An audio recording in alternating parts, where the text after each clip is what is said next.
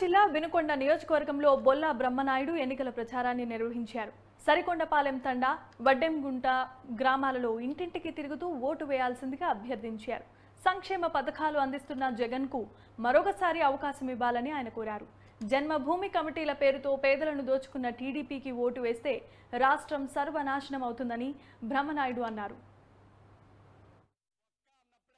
గుర్తుపై ఓట్లేసి అత్యధిక మెజార్టీతో గెలిపిస్తారని మిమ్మల్ని అందరినీ కోరుకుంటూ, అదేవిధంగా ప్రతి ఒక్కరు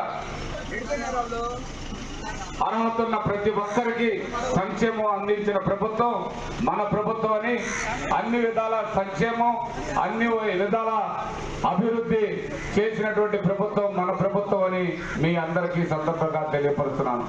మరి ఈరోజు మీ అందరికీ తెలుసు,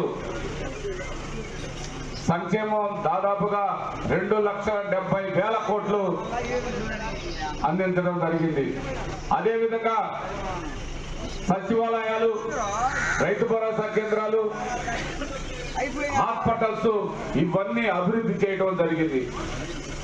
సంక్షేమం వచ్చేసరికి ఈ 2,70,000 కోట్లు ఎస్సీ, ఎస్టీ, బీసీ, మైనార్టీ, మరి అదే విధంగా సన్న చిన్న బడుగు బలహీన వర్గాల వారికే కాకుండా ఓసీలకు కూడా ఈబీసీ నేతం, కాపు నేతం ఇచ్చినటువంటి ప్రభుత్వం వైఎస్ఆర్ ప్రభుత్వం అని సందర్భంగా తెలియపరుస్తున్నాం.